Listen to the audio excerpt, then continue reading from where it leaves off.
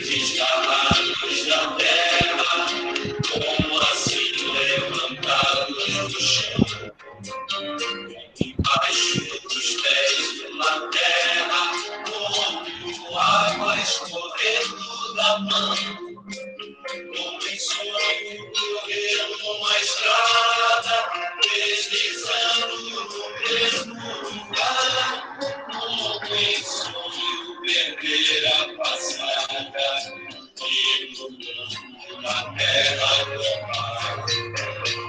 Então, escalados da terra, como assim levantados do chão, na ponta dos pés da terra, como água na palma da mão.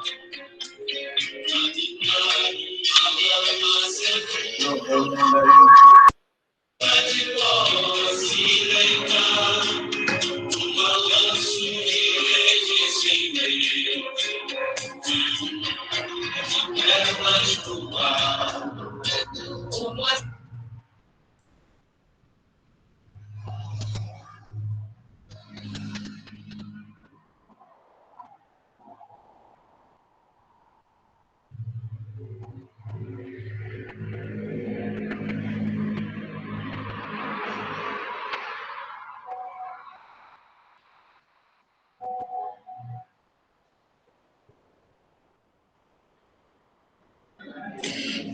Era ele que erguia, onde antes só havia chão.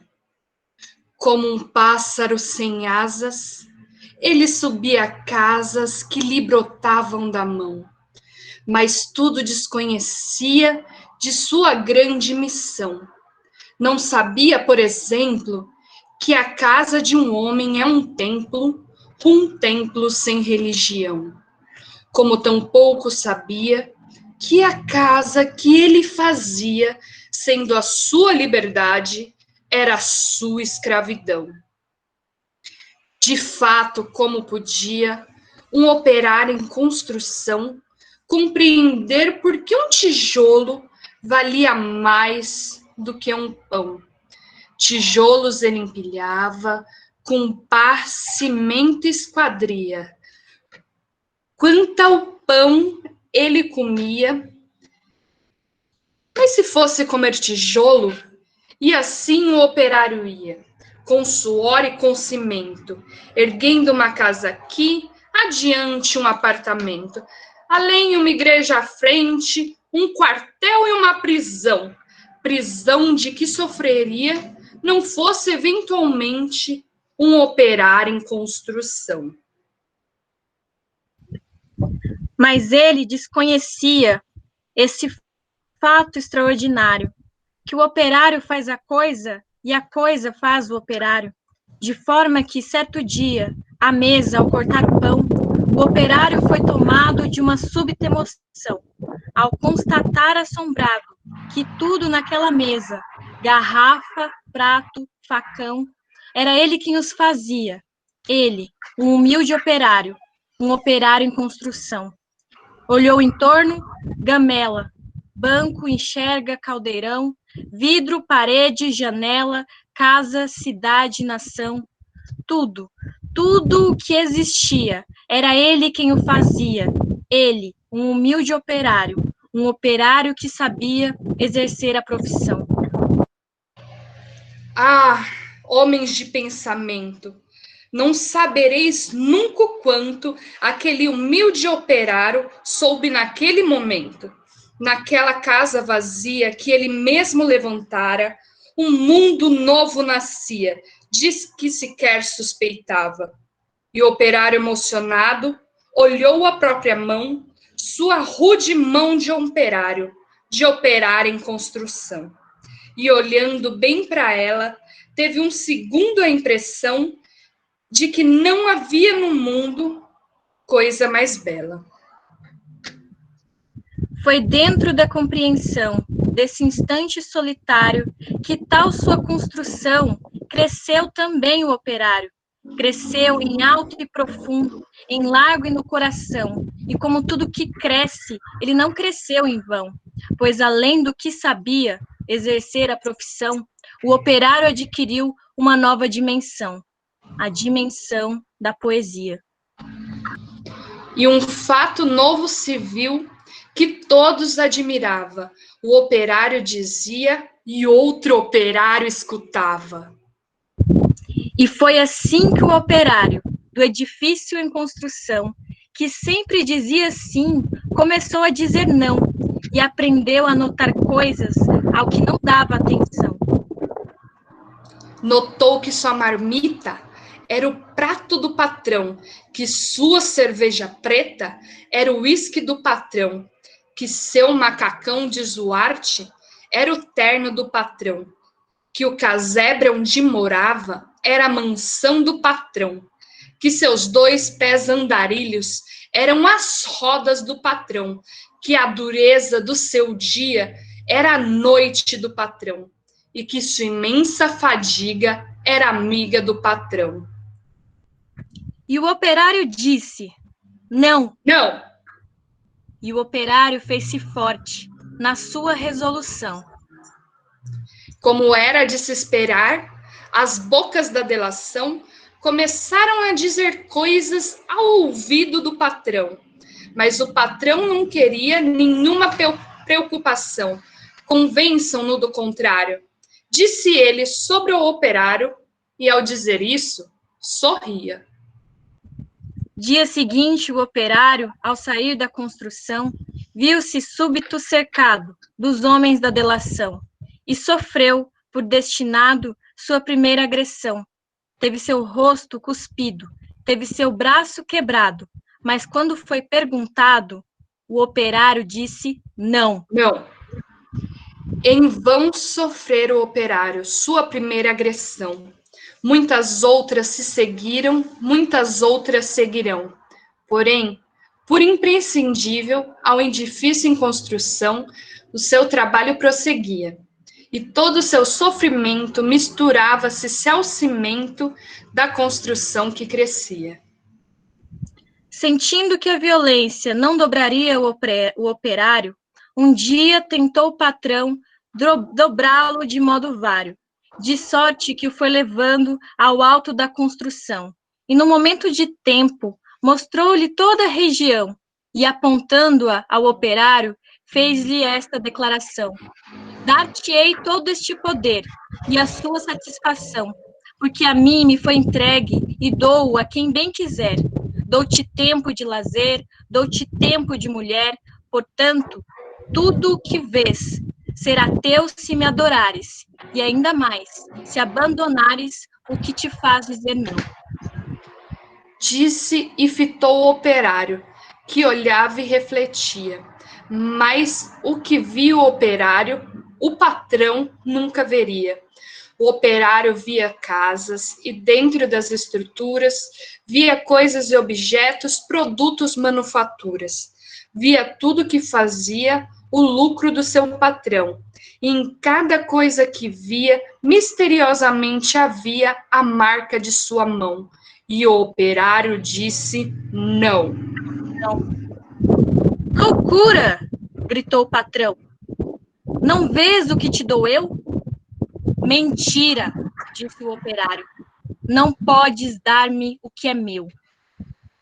E um grande silêncio fez-se dentro do seu coração.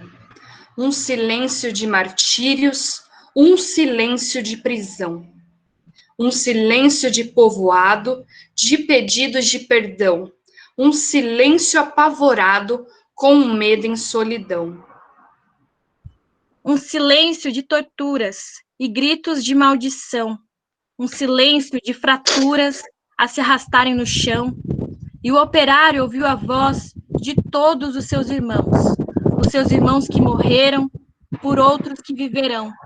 Uma esperança sincera cresceu no seu coração, e dentro da tarde mansa agigantou-se a razão de um homem, pobre e esquecido, razão, porém, que fizera em operário construído o operário em construção.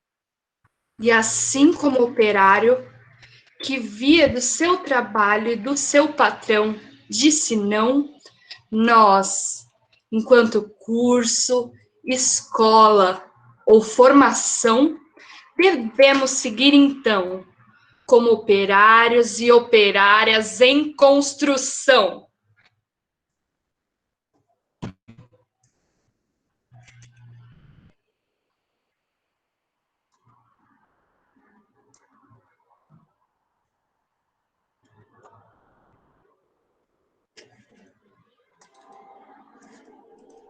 Gente do céu. Que lindo.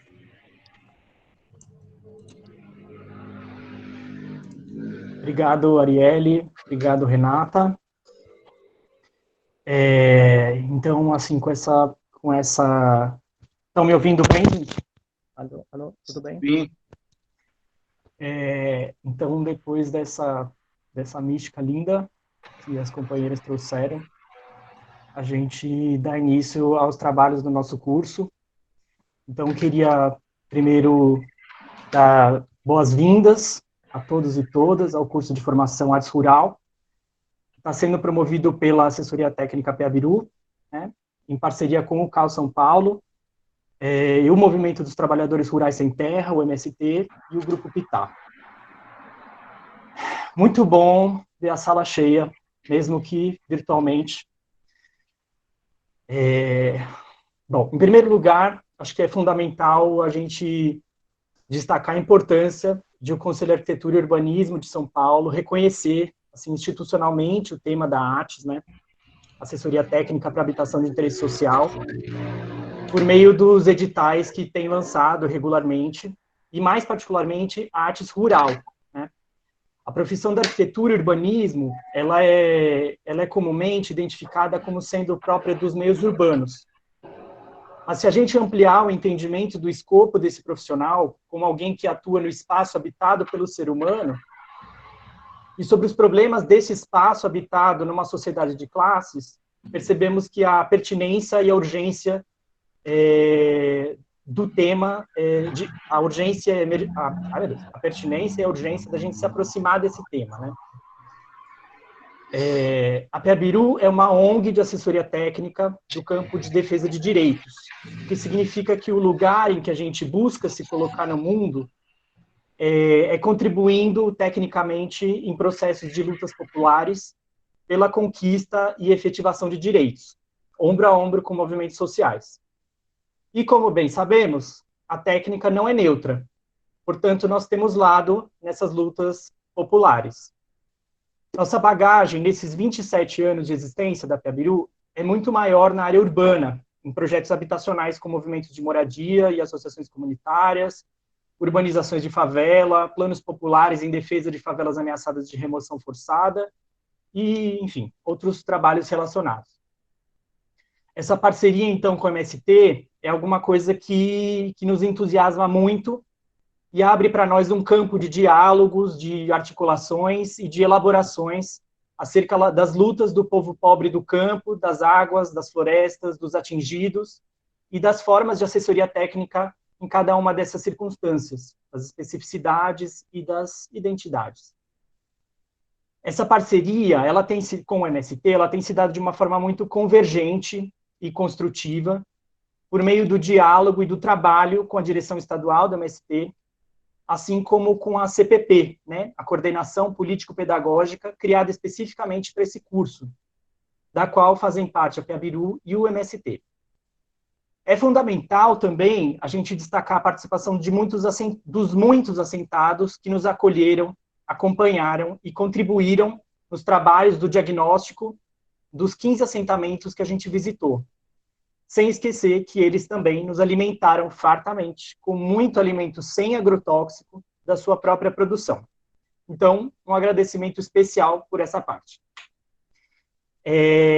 Nesse sentido, gostaríamos de agradecer, então, aos dirigentes, né, na pessoa desses dirigentes, a todo o MST, então, ao Joca, a Simone, a Renata, a Arielle e o Chico Barros, por essa parceria que entendemos ser promissora.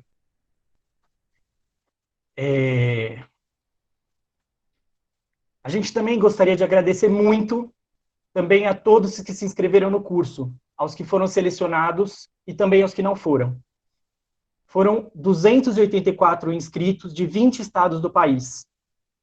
Foram inúmeros técnicos autônomos, trabalhadores da iniciativa privada, técnicos do poder público, os 20 militantes do MST e estudantes de graduação, de arquitetura e urbanismo e outras áreas técnicas também, como agronomia, direito, geografia, educação, serviço social. Bom, e aí para garantir a qualidade do curso, do espaço de fala, do espaço de trocas e do trabalho coletivo, a gente teve que estabelecer um limite para as vagas, né? Com o período de inscrições e vendo a quantidade de interessados e o grau de engajamento dessas pessoas, foi muito difícil fazer essa seleção, gente. Vocês não imaginam. E para dar conta, de alguma forma, dessa demanda, a gente organizou, como a Maria colocou no início, a gente se organizou para gravar as falas dos expositores, dos debates, e disponibilizá-las no canal da PEABIRU, no YouTube, posteriormente.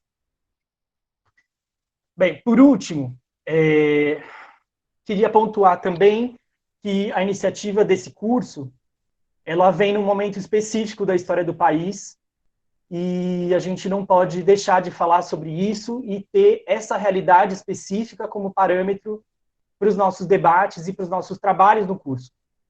A ofensiva conservadora, retrógrada e muitas vezes fascista que vem assolando o país, que vem desconstruindo direitos da classe trabalhadora, somando aí a crise econômica, agravada ainda mais pela crise gerada pela pandemia, nos chama a pensar sobre novas estratégias e novas formas de atuação política e técnica. O povo trabalhador fica mais empobrecido, mais precarizado, mais vulnerável. E aí o dilema entre atender a urgência e a luta pela efetivação de direitos e pela transformação social se coloca com mais candência. Então, o objetivo geral do curso talvez seja, então, contribuir para avanços nesse sentido. Por último, então, eu vou pontuar mais alguns agradecimentos importantes. Então, primeiro, a toda a equipe da PEABIRU, trabalhou com muita intensidade, muito entusiasmo e muito carinho na articulação e na preparação desse curso.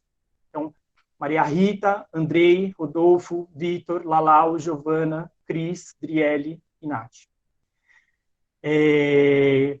Queria agradecer ao Grupo Pitá, que é uma assessoria técnica jovem de São Carlos, que trabalhou em parceria com a gente em todo o processo de campo, contribuindo e nos ensinando sobre as potencialidades do drone, esse brinquedo maravilhoso, e da cartografia contra-hegemônica nas lutas populares.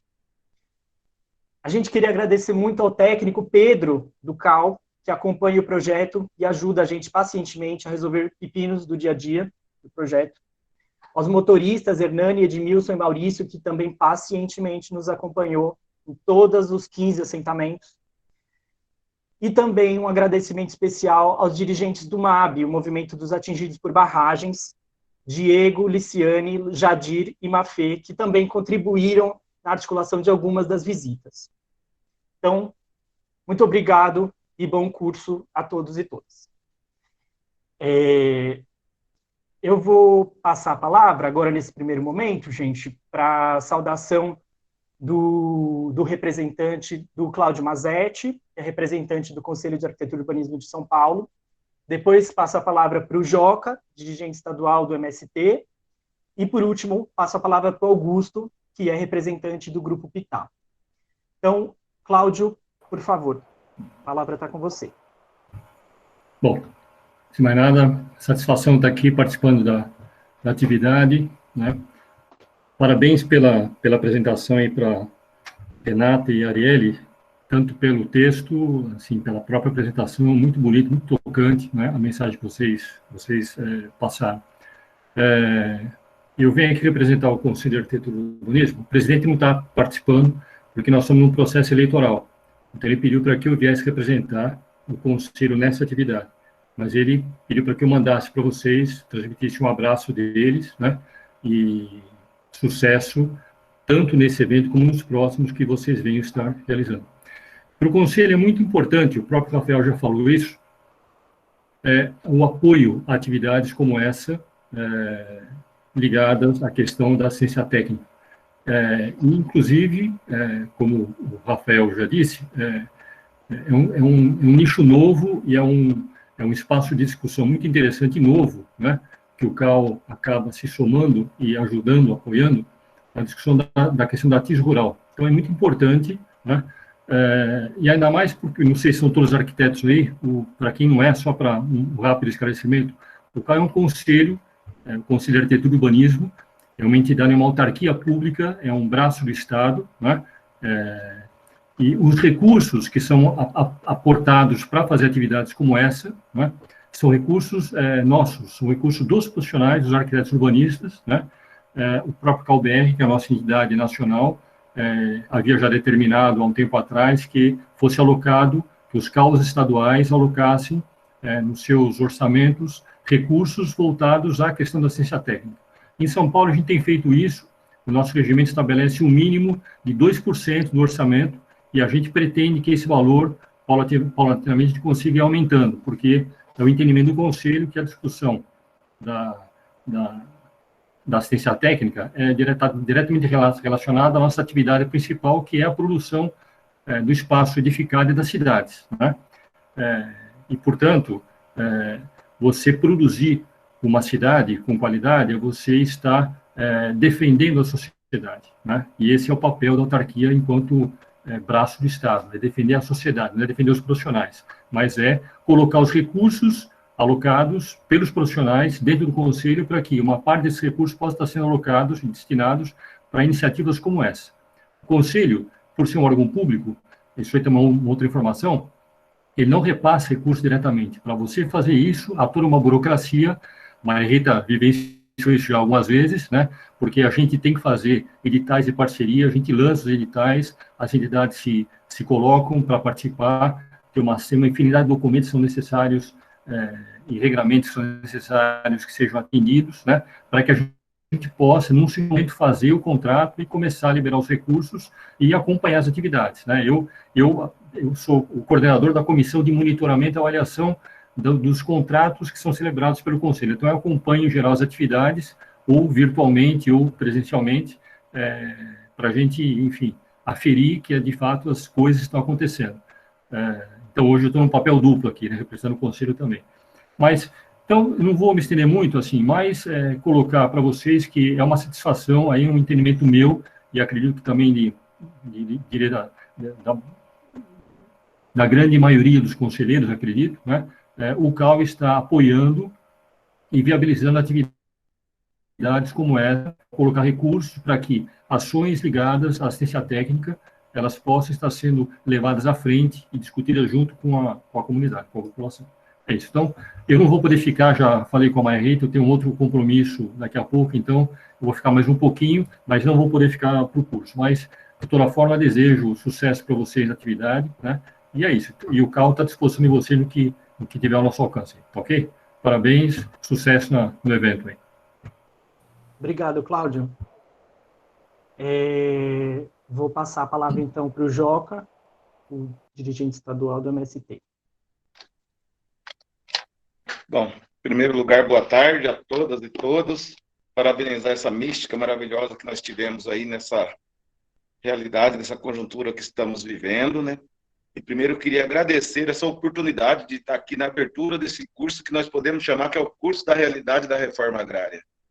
Por que eu estou dizendo que é um curso da realidade? Porque é um curso que foi tirado através da ida de cada localidade dessa, que já foi dito, dos 15 assentamentos que a gente passou por lá. Não é uma coisa que a gente foi ver a bibliografia de alguém. Nós vamos ver, na realidade, os companheiros do CAL, o companheiro do Piabiru, e vários companheiros e companheiras que esteve presente vendo a realidade de cada comunidade, né?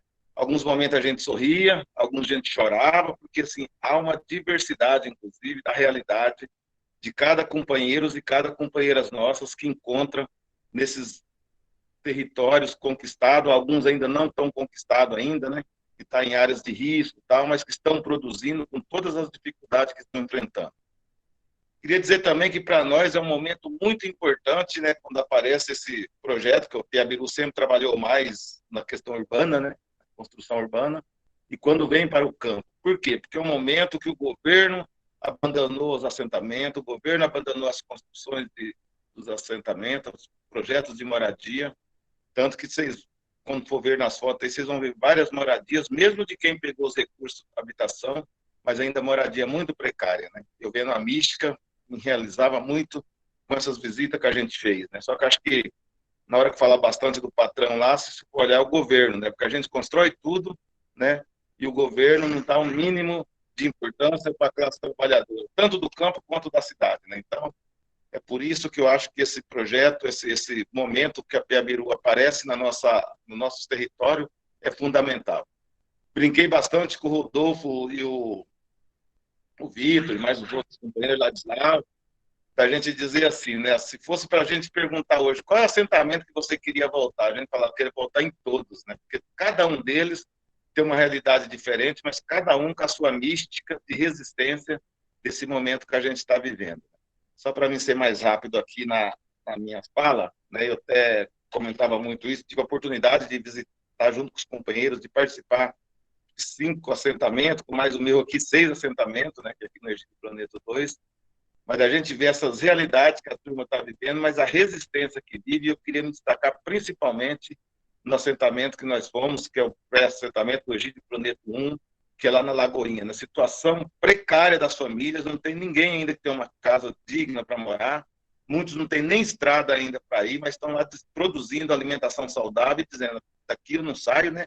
E daqui ninguém me tira. Então, é com esse espírito de resistência que a gente queria agradecer de fato aqui toda a militância que está participando desse curso, né?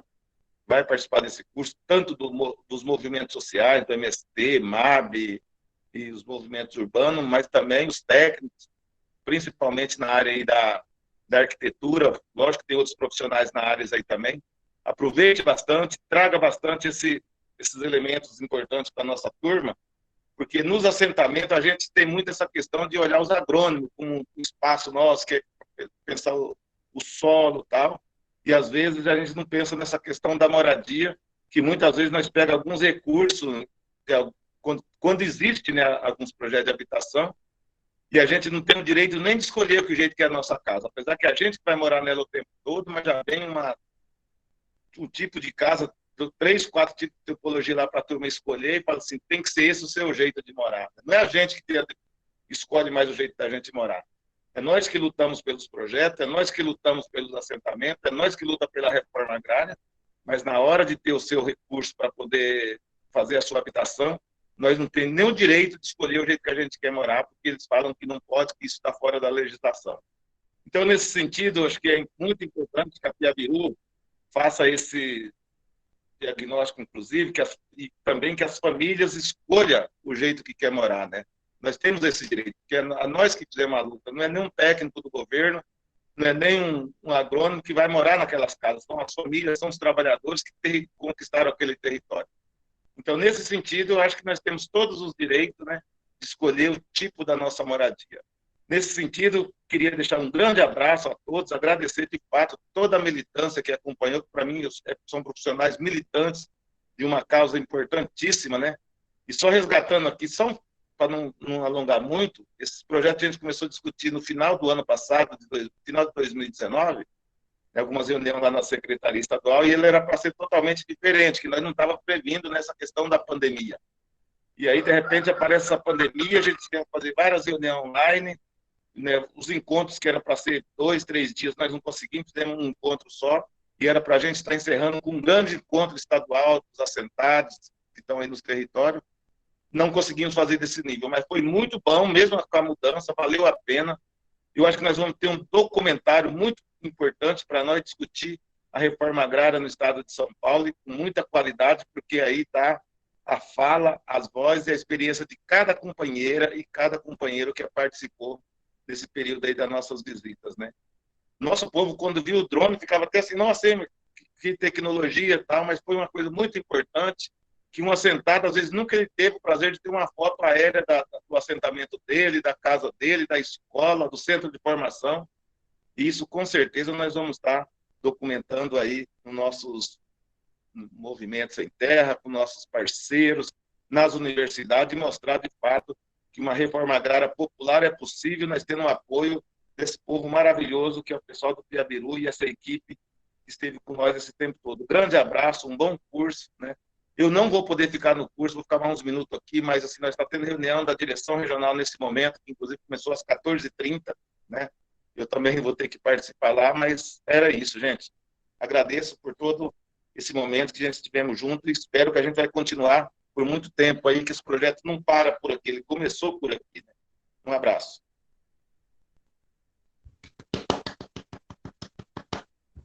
Super obrigado, Joca, pela sua fala. Obrigado a vocês. Vou passar, então, a palavra agora para o Augusto, do Grupo Pitá.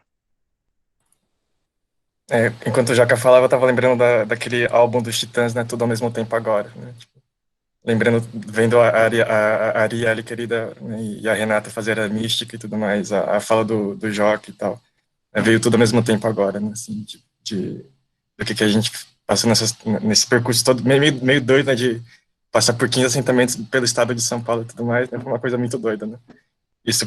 Né, já querendo agradecer, falando em nome do Pitá, né, toda a equipe da Pebiru, né, que é formada por arquitetos e não arquitetos, né, me apropriando do que o Andrei fala, né, de defender a categoria dos não arquitetos também, né, do grupo. Os dirigentes e assentados do MST, né, o professor Marcel, né, que é do Instituto de Arquitetura e Urbanismo, que fez essa ponte nossa com esse projeto, e a Pebiru e o MST, né, e o CAL pelo fomento e pela parceria preciosa, né. Eu queria passar também a falar para a Camila, né, que ela pode explicar um pouco melhor o que é o Pitá e tudo mais. Ela também tem um recorte de gênero apropriado, né, para esse debate. Vai lá, Camila, pode abrir o microfone. Boa tarde, pessoal. Desculpa essa divisão aqui, o Augusto foi apresentado, mas a gente também queria representar essa multiplicidade dos gêneros aqui do Pitá, e a gente sabe de todos os lugares que a gente passou, Itapebiru e tudo mais. E está explicando um pouquinho, então, do que é o Grupo Pitá. A gente é uma assessoria técnica jovem, como disse o Rafael. A gente começou aqui em São Carlos em 2017, e então essa parceria com a Pebiru, com o MST, com o CAL, é super importante para a gente, super interessante para a gente se formar também. E a gente tem trabalhado com esses levantamentos, com o uso da tecnologia do drone, então a gente vai poder ver isso ao longo desse curso e poder debater essa contra-cartografia, né, e a apropriação desse tipo de mapeamento, e vai ser, acho que, uma discussão super rica também, para a gente poder debater aqui juntos.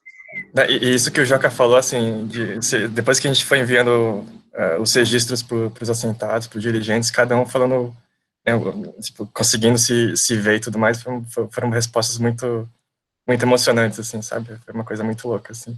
E o Grupo Pitá tem se apropriado muito desse instrumento da cartografia, né, que, como ferramenta ética, estética, técnica e política, né? E o uso do drone potencializa muito essa luta, né? Então, acho que foi super legal ter esse envolvimento com a Pebiru, o MST e tal, né? Só agradecendo. Câmbio. Obrigado, Augusto. Obrigado, Camila. Grandes parceiros. Bom, gente, então, dando seguimento aí à nossa programação de hoje, então, agora com as boas-vindas, a gente vai fazer uma apresentação breve do curso, né, sobre os conteúdos e também sobre o método, tá? Aí, depois disso, a gente faz um intervalo, e depois do intervalo, a gente vai fazer, a Maria Rita vai fazer uma apresentação sobre artes rural enquanto campo de exercício profissional, e o Rodolfo vai fazer uma apresentação do processo de trabalho do diagnóstico, que é alguma coisa que está dando lastro, como o Joca falou, está dando lastro para todo o nosso trabalho, né? Então, vamos lá. Sobre o curso. Então, começando pela estrutura do curso. O curso está estruturado em 4 módulos, né? Vocês devem ter visto aquele banner que a gente que a gente enviou pelo Facebook. Até se alguém da equipe tiver, de repente, o banner aí e puder compartilhar na tela, só para facilitar, seria legal, pessoal, por favor. Então, bom, então o curso está dividido em 4 módulos, né? Então, o primeiro módulo é a questão agrária e o habitat nas áreas rurais. A gente vai discutir, vai trabalhar um panorama histórico do capitalismo no campo brasileiro, a partir de uma leitura estrutural dos projetos de desenvolvimento econômico em disputa no país ao longo do século XX, né? E aí, depois disso, a gente vai pousar numa análise mais específica do Estado de São Paulo, os agentes envolvidos nas disputas territoriais, os conflitos, a luta do MST e as políticas públicas de reforma agrária que foram efetivamente implantadas, né? Uma análise crítica sobre o que foi isso efetivamente. O módulo 2, então, é o módulo O Habitat da Reforma Agrária, no qual a gente vai tratar do planejamento e do projeto do Habitat, né? Então, a gente está trabalhando, o Rodolfo vai colocar daqui a pouco, vai tratar um pouco mais sobre esse conceito que é caro, né, que é um fundante, que é um ponto de partida para a gente nesse curso, que é o conceito do Habitat, né? Então, esse segundo módulo vai tratar do planejamento e do projeto do Habitat, buscando relacionar esse espaço da produção da agricultura camponesa com habitação, com infraestrutura, serviços e equipamentos no espaço dos assentamentos, dos acampamentos, ocupações. O módulo 3, aí a gente entra para discutir o problema habitacional dos assentamentos. E aí vamos discutir a produção habitacional pública no campo, desde o crédito instalação até o PNHR, né, a versão rural do Minha Casa Minha Vida, levantando uma discussão sobre, no fundo, o papel do Estado nesse processo, né? E o último módulo é o módulo 4, que é Atis Rural, Desafios e Perspectivas, né? Então, a gente vai abordar assessoria técnica para habitação de interesse social a partir do seu lugar político, dos dilemas ético-metodológicos da prática nesse campo e dos desafios da própria constituição do campo de trabalho, né? Então, nesse sentido, vai ser importante a gente fazer alguns paralelos, comparações e distinções, tanto com a ATER, né, Assistência Técnica Rural, voltada à produção agrícola, uma tradicional, né, fornecida pelo INCRA, pelo ITESP, quanto com o chamado empreendedorismo social, que é digamos, um movimento que vem ganhando espaço nos últimos anos. Então, a gente vai se colocar em debate com esses 2 outros campos, né? Bom, então isso sobre o conteúdo. Para falar sobre o método, é importante a gente pactuar entre nós, assim, alguns entendimentos e compromissos do curso. Esse curso, ele não propõe a transmissão de conhecimentos tomados como certos e ideais e que devem ser apenas difundidos, multiplicados. A proposta do curso é mobilizar os diferentes saberes e repertórios que todos presentes aqui na sala têm, todos, em torno de um objetivo comum de construir coletivamente leituras e conhecimentos sobre as realidades tratadas, né, em sua diversidade. Assim também como ensaiar estratégias de mobilização de articulações e lutas pela efetivação de direitos, né? Então, tendo por base esses entendimentos, esses pressupostos, o curso se molda em 2 formatos. Um primeiro formato de debates temáticos com convidados, né? E vocês vão perceber que esses debates, essas mesas de debate, elas vão ser sempre compostas por militantes do MST e por intelectuais da academia especializados nos diversos temas, né? Então, mobilizando esses 2 pontos de vista, essas 2 experiências, esses 2 lugares, em torno da construção coletiva de entendimentos, né? E aí, nesses debates, sempre com um tempo reservado para a participação de todos e todas os educandos, os participantes do curso. Bom, E aí, para além desse primeiro formato, dos debates, vai acontecer os núcleos de base, que são os grupos de trabalho em que vão ser realizados debates e exercícios propositivos, né? E dentro dos núcleos de base, dentro desse formato, vão ter momentos em que os núcleos vão trabalhar de forma autônoma e momentos de compartilhamentos e trocas dos trabalhos e das discussões feitas separadamente, né? E aí é importante dizer que os temas geradores a serem debatidos e os trabalhos a serem realizados nesses núcleos de base, eles não estão totalmente fechados ainda. Eles serão também moldados pelos próprios debates e as questões que o próprio processo do curso for levantando. Quer dizer, então o curso é alguma coisa efetivamente construída por todos nós, né? E vai ser moldado por essa participação. Então, nesse sentido, é importante o compromisso e a participação mesmo de todos e todas com esse compromisso, né? Bom, vale destacar ainda uma reflexão sobre o método e que tem a ver com o momento atual que a gente está vivendo, de pandemia e distanciamento social. O sucesso desse tipo de atividade que a gente está propondo depende da criação de vínculos entre os participantes, de confiança e de afeto até. Para além dos momentos de criação, além dos momentos de trabalho em si, tem um momento do cafezinho, um momento da conversa posterior, das conversas de corredor, do cochicho, né, que são fundamentais para isso, para construir esses vínculos, né, para as pessoas se conhecerem melhor, se olharem nos olhos, né. E estamos aqui em meio a uma sala virtual com mais de 100 pessoas, 101 nesse momento, e teremos que enfrentar esse desafio de nos relacionar à distância. E vamos enfrentar esse desafio. Então, a gente gostaria de reafirmar que, a despeito dessa circunstância da distância, reafirmar a intenção de a gente construir, nas condições possíveis, é claro, um ambiente de acolhimento, de confiança, de colaboração.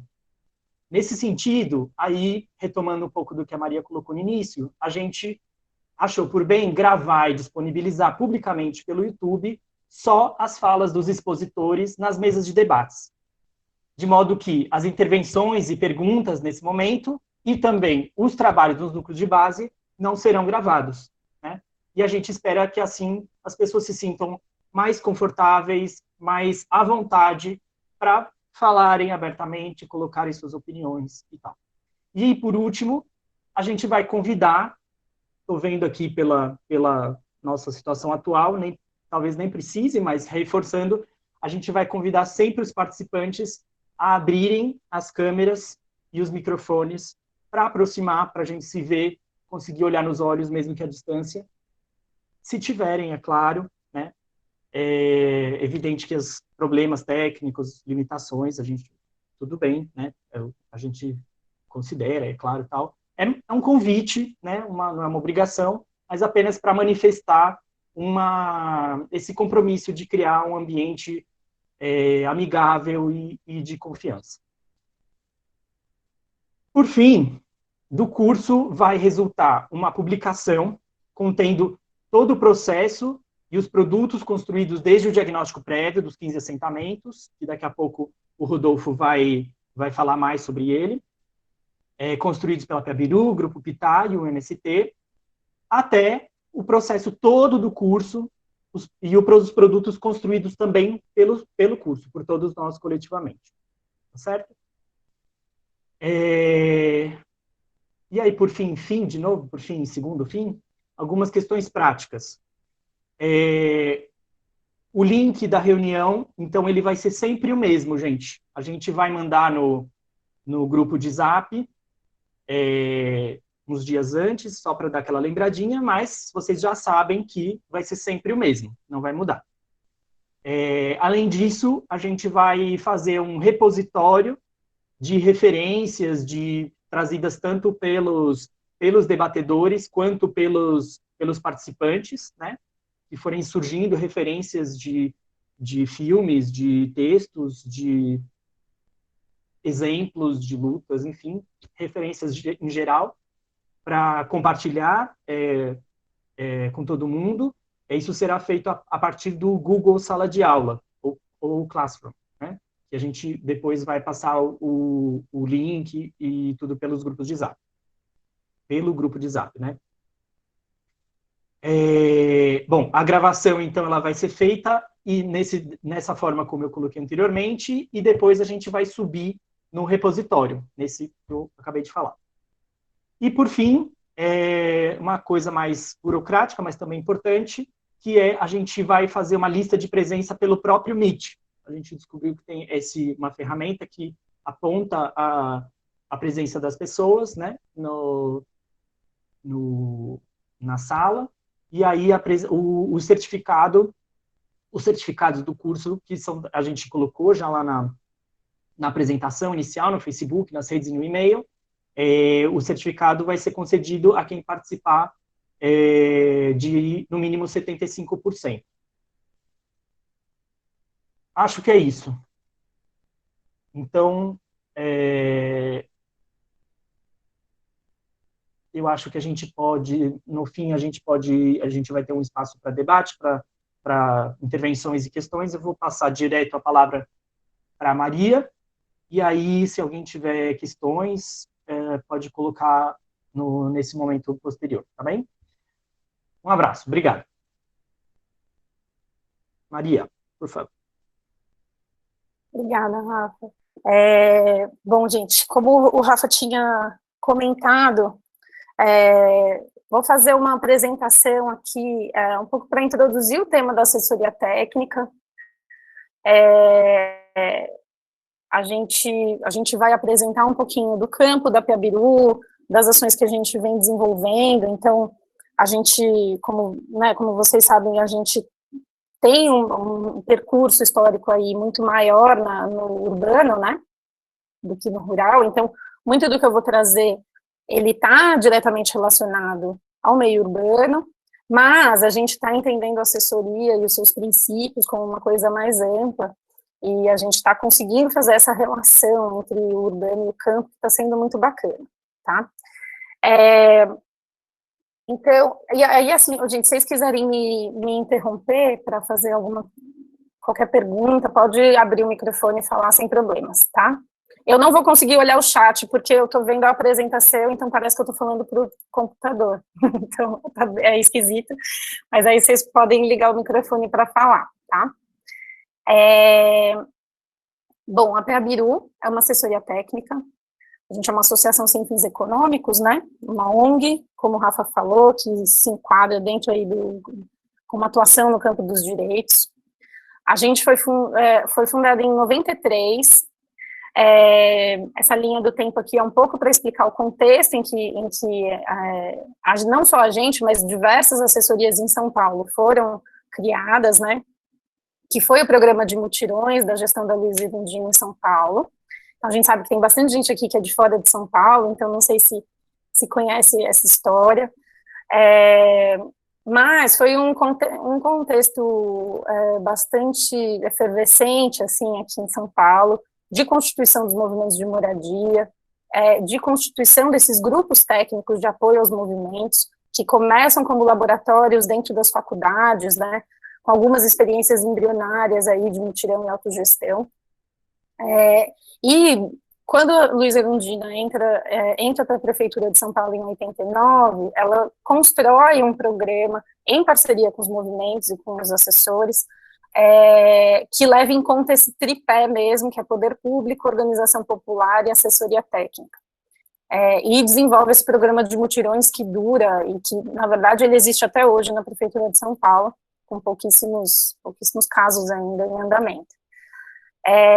A Piabiru, em 93, na verdade, já é gestão Maluf, né, a gestão do Luiz Erundina termina em 92, e é um momento já que eles chamam de segunda geração, né, do programa, que é um período infértil, digamos, porque o Maluf entra e embarga diversas obras, enfim, tem questionamentos, e várias obras acabam sendo paralisadas nesse período, assim. Então, a gente já inicia na crise, assim, basicamente. E aí, enfim, a gente tem um texto que a gente chama de missão, que é um pouco que resume um pouco a nossa atuação, que é contribuir para a universalização do direito à cidade e à moradia digna, por meio da construção e efetivação de políticas públicas e da assessoria técnica voltadas a populações vulneráveis e a organizações populares e sociais. E eu estou apresentando esse texto porque eu acho que ele resume qual que é o nosso objetivo, né? O que a gente quer fazer, como que a gente pretende fazer isso, e com quem a gente pretende fazer isso. E quando eu coloco aqui a palavra com quem e não para quem, não é banal, porque a gente entende as nossas construções como construções coletivas, de fato, então não estamos trabalhando para ninguém, estamos trabalhando com esses parceiros, e aqui, nesse caso, com essa grande parceria que é com o MST. Então, um pouco para colocar o campo da assessoria técnica, né, e da importância dele, de como a gente entende a importância dele. Então, esse aqui é um gráfico do PNAD de 2013, que vai falar a porcentagem de famílias por classe de rendimento mensal aqui no Brasil. Então, se a gente for pegar, olhando nacionalmente, famílias que recebem até 3 salários mínimos compõem mais de 55% das famílias. Ou seja, a maioria das nossas famílias recebem até 3 salários mínimos no Brasil. Né? E aí, se a gente for olhar a quantidade de domicílios permanentes por faixa de renda, a gente também vê que a gente chega em 55% dos domicílios até 3 salários mínimos. Quando a gente faz uma comparação da porcentagem de domicílios e da porcentagem de déficit, déficit habitacional, né, por faixa de renda, a gente percebe que até 3 salários mínimos, você tem uma porcentagem do déficit que é maior, inclusive, do que a porcentagem dos domicílios. Então, a questão da habitação e da moradia, ela tá muito concentrada nessa faixa de renda. E que não é uma faixa de renda historicamente atendida por arquitetos e urbanistas, né, que é uma profissão ainda bastante elitizada, né. O CAU, inclusive, ele tem uma pesquisa que parece que, de todo mundo que já construiu ou reformou qualquer coisa, né, casa, comércio, apenas 15% usaram os serviços, né, de arquitetos, urbanistas e engenheiros. E desses 15, se você for olhar a condição socioeconômica, enfim, você vai ver que são homens brancos, ricos da classe A, assim. Então, a gente tem aí um campo de atuação imenso, né, com essa faixa com as famílias com essa faixa de renda, né? E aí, um pouco para trazer os marcos legais, assim, né, da assessoria e assistência técnica. Então, em 2001, tem o Estatuto da Cidade, que ele traz como um dos instrumentos jurídicos e políticos a assistência técnica e jurídica gratuita para as comunidades e grupos sociais menos favorecidos. Reconhece a assistência como um direito. E a Lei 1188, de 2008, que provavelmente muita gente que já trabalha com assessoria conhece, né? É uma lei federal que foi fruto de bastante luta, assim, e ela traz, eu trouxe só um artigo para vocês verem qual que é o objetivo dela, né? Então, que são atendimento de famílias com renda mensal de até 3 salários mínimos, que são aquelas faixas, né, que mostrou no gráfico, residentes em áreas urbanas ou rurais, e aí ele reconhece o direito à assistência técnica pública e gratuita para projeto e construção de habitação de interesse social. E aí, esse direito à assistência técnica abrange todos esses trabalhos de projeto, acompanhamento, execução de obra, para edificação, reforma, ampliação ou regularização fundiária da habitação. Mas como a gente sabe que só a lei não garante nada, né, a gente tem muita lei, a gente tem muitos direitos garantidos, mas eles não necessariamente estão sendo efetivados, né. Então, quando a gente fala no subtítulo do curso pela efetivação do direito, é nesse sentido que a gente quer dizer. E aí eu vou trazer aqui alguns princípios, assim, que a Prabiru, ela foi...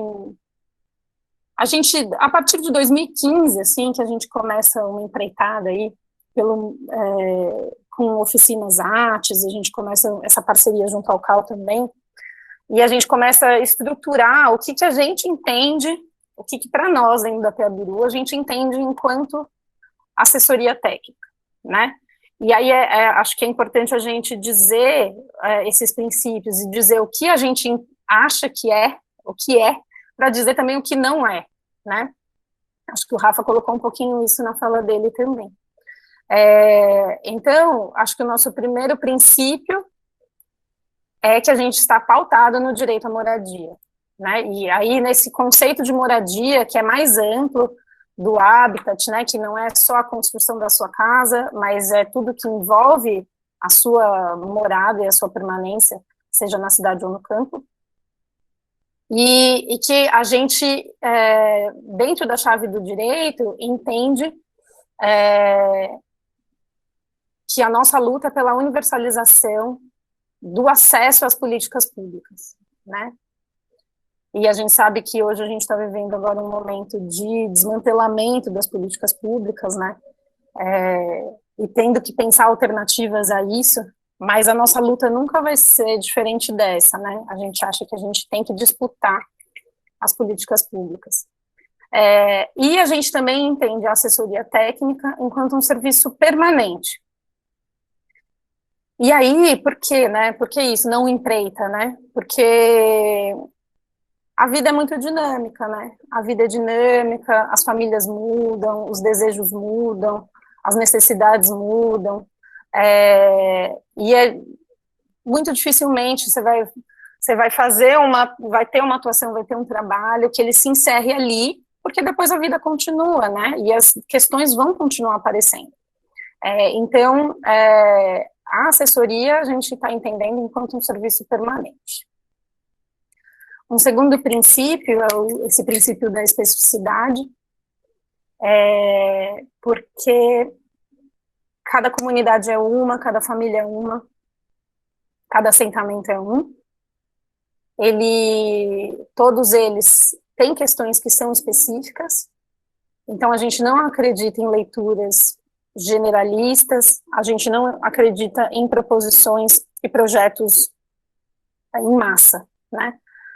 A gente acredita que a gente precisa conseguir ler melhor, mais adequadamente, conseguir fazer essas leituras e essas conversas e esses diálogos que são específicos daquele lugar, daquele território, para poder fazer proposições e intervenções que sejam mais adequadas a essas famílias.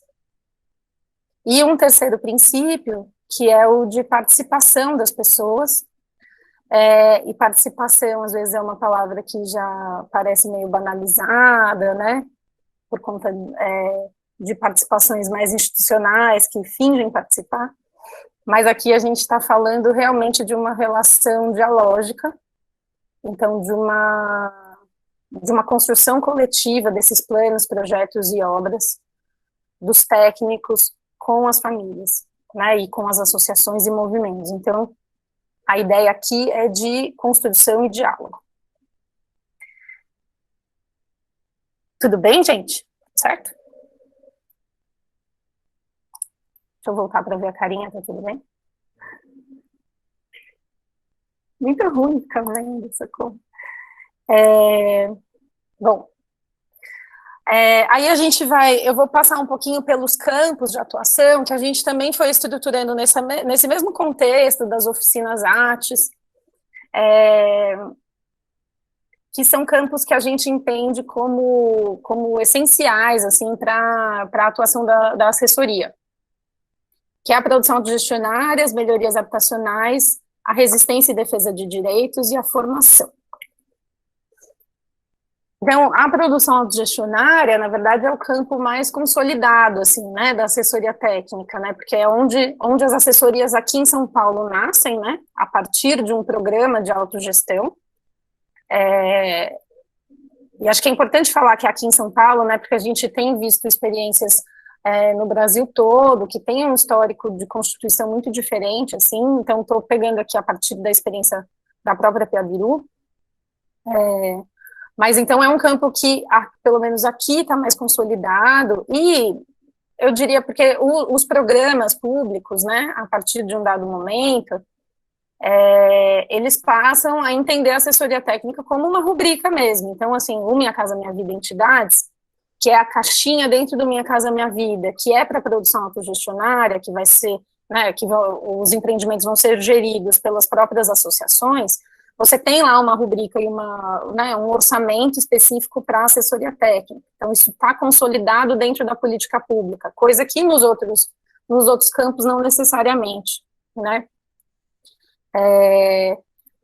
E aí, quando a gente está falando de produção, a gente está falando também de déficit, né? Então, o déficit habitacional, ele tem uma metodologia, né, que vai, em teoria, calcular o quanto de moradias novas você precisaria construir. A gente vai ver que não é exatamente isso, mas aqui, se você pegar a metodologia de cálculo do déficit habitacional aqui da Fundação João Pinheiro, quais são os componentes que compõem esse déficit, né? Então, habitação precária, domicílios rústicos ou improvisados, e aqui ele está falando de lugares que não são próprios para moradia, como embaixo de ponte, rua, né? Quando você tem uma barraca na rua, né? Que morador de rua errante, assim, ele não entra no cálculo do déficit habitacional, o que é uma coisa louca, né? Porque é o sem-teto original, assim. Mas os domicílios rústicos improvisados também são aqueles com materiais não duráveis, né? A coabitação familiar, então, famílias conviventes, então, quando tem duas famílias que vivem dentro da mesma casa, ou famílias que vivem em cômodo, né? Isso aqui é muito comum também no Brasil como um todo, que são os cortiços, casas de cabeça de porco, tem vários nomes, né, pelo Brasil, assim, pensão, aqui em São Paulo o pessoal chama de pensão. Gostaria de fazer uma pergunta, então, na contabilização do déficit habitacional, então não está contabilizando as pessoas em situação de rua, então, no caso, o número é muito maior que isso. Então, tanto tem um censo da população de rua, né, que é específico. Que eu não sei agora qual que foi o último número, não sei se o Andrei sabe qual que foi o último número da população de rua, mas ele não está contabilizado aqui no déficit habitacional. E por quê? Porque a Fundação João Pinheiro, ela pega os dados do IBGE, e o IBGE ele tem a sua atuação por domicílio, né? Então, se a pessoa não tem um domicílio, ela não é contabilizada. Então, isso é muito louco de pensar, assim, né, de como que esses números, eles aparecem e desaparecem também, né, o que aparece e o que é invisibilizado.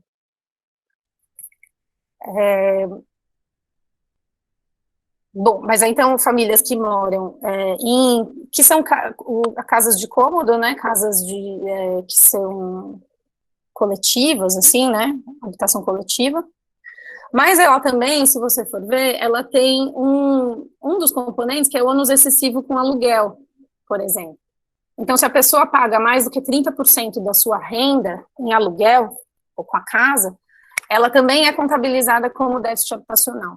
E o ônus excessivo com aluguel, não necessariamente você precisa construir uma casa nova. A política não precisa ser necessariamente de produção para você conseguir resolver esse problema. Poderia ser, por exemplo, uma política de regulação de aluguel, né? Então, só para a gente também olhar criticamente esses números, né? E o adensamento excessivo de domicílios alugados. Então, muita gente por cômodo em domicílios que são alugados, porque eles entendem que no aluguel você não consegue, por exemplo, fazer um puxadinho e ampliar a sua casa. E é legal a gente ver, porque no déficit habitacional, eles fazem a localização do déficit é no urbano e no rural. Então, por exemplo, aqui é a composição do déficit por situação do domicílio e regiões metropolitanas. Aqui, não sei se está dando para enxergar, mas são os componentes do déficit. Então, habitação precária, coabitação familiar, ônus excessivo com aluguel e adensamento excessivo. Se a gente olhar no urbano, a composição desse déficit, a grande maioria é por conta de ônus excessivo com aluguel. Você tem uma parte que é habitação precária, uma parte que é coabitação e uma parte que é adensamento excessivo, mas a sua maior parte é o ônus excessivo com o aluguel. E se você olhar no rural, que é bem interessante de ver, você tem uma grande maioria que é por conta da habitação precária. Então, o maior componente dentro do rural é a habitação precária e uma parte de coabitação familiar, que foram coisas que a gente conseguiu ver, por exemplo, no diagnóstico que a gente fez.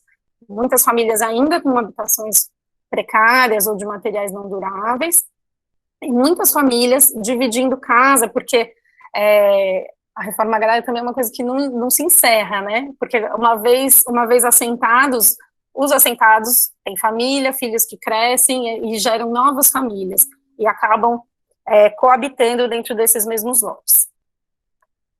Então, aqui, por exemplo, é um exemplo do assentamento Rosa Luxemburgo, em Iaras, que a gente visitou, que eles ainda não tiveram, né, essa família, especificamente, ainda não teve acesso a algum programa público ou destinação para recursos para as casas. E aí eu vou... Maria, Oi, pode falar. Posso fazer uma pergunta também? Pode, claro. Se esse gráfico ali esse último gráfico que tu mostrou, algumas famílias podem estar em mais de uma categoria ou é sempre uma só? A do déficit habitacional é uma categoria só. Vocês vão ver depois, eu vou falar sobre inadequação. Aí a inadequação você pode estar em mais de uma categoria. Um mesmo domicílio pode estar em mais de uma categoria. Por isso que você não pode somar, sabe?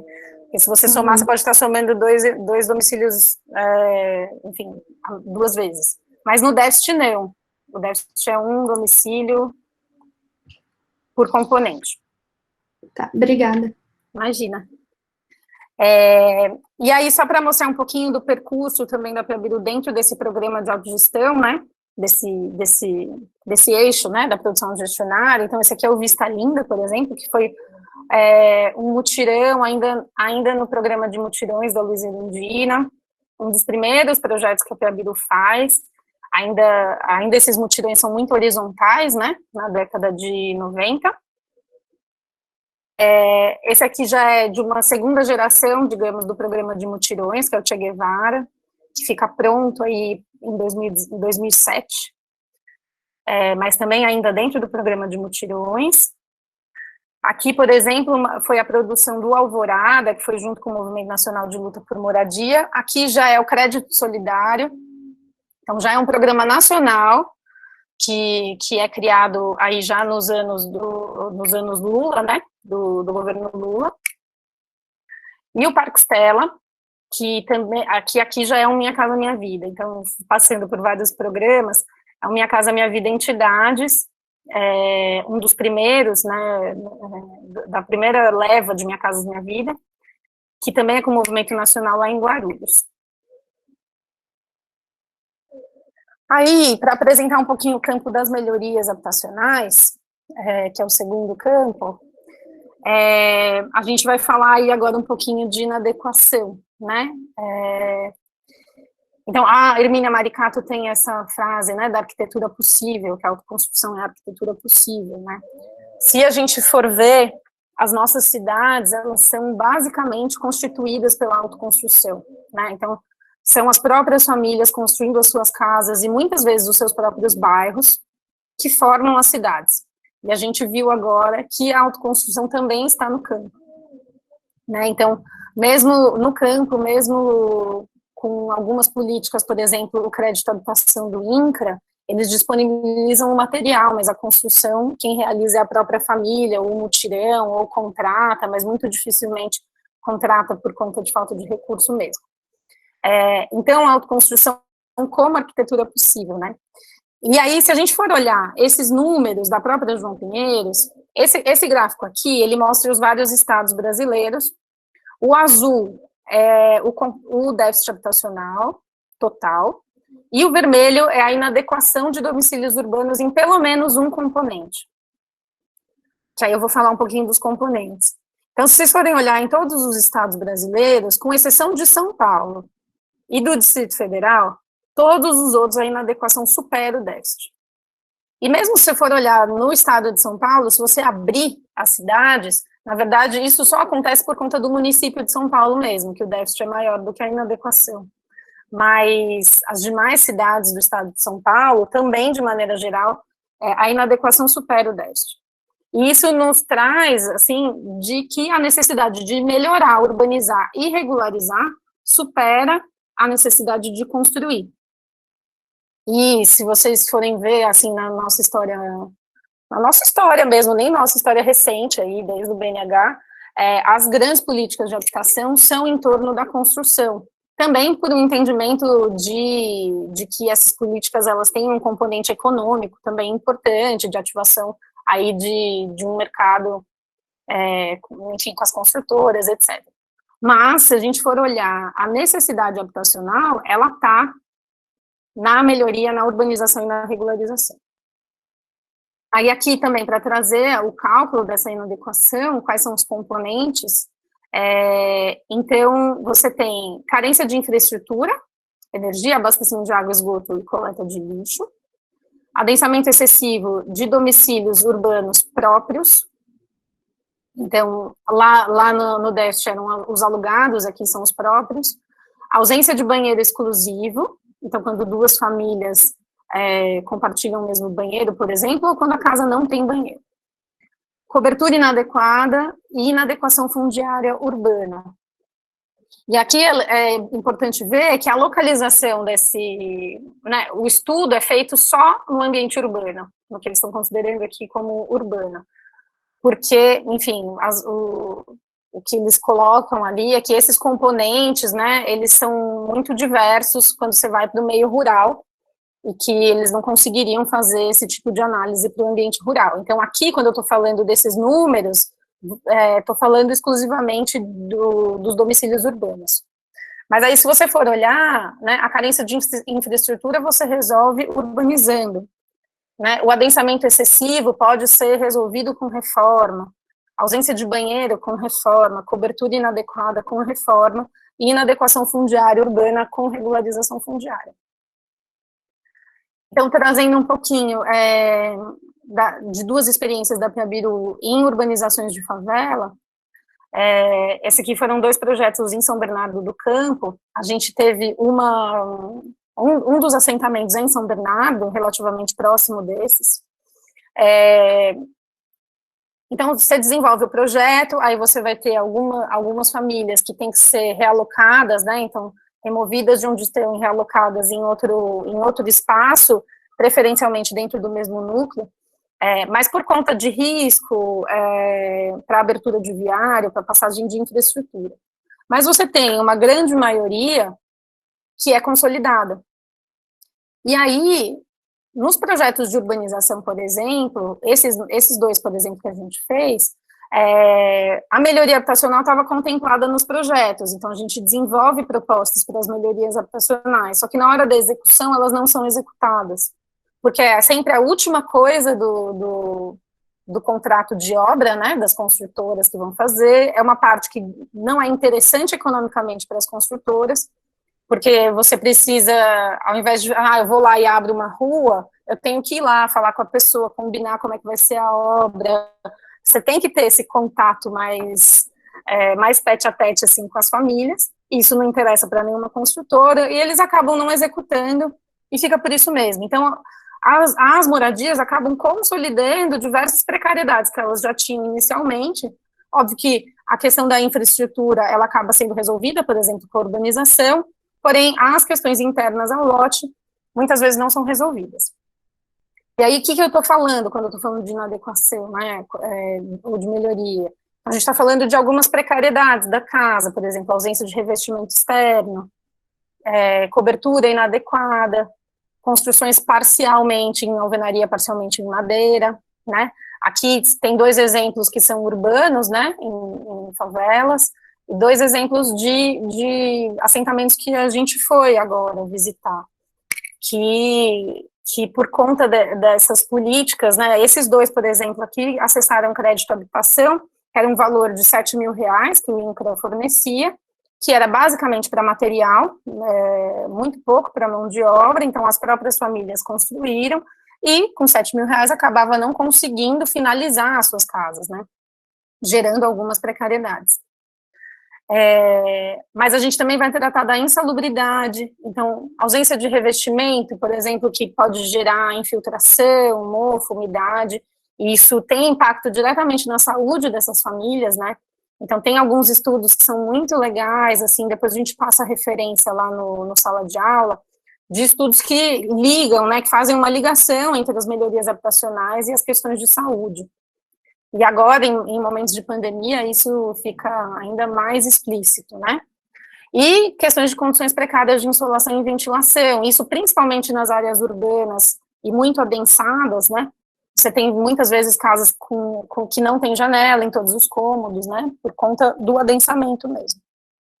E questões de insegurança, de instabilidade estrutural, trincas, etc., que você vai vendo justamente porque, enfim, a autoconstrução não necessariamente, né, a pessoa fez o cálculo para ver se aquela viga resistia, aguentava, se a laje dava conta, se o pilar não ia flambar, etc. Então, questões que podem aparecer, ou mesmo questões de fundação, né, que às vezes movimenta muito a casa, geram trincas, então que podem aparecer. O terceiro campo é o campo da resistência e defesa de direitos. E aí aqui a gente está falando de um campo, a gente colocou aqui assessoria contra o Estado, mas é um momento anterior à política pública.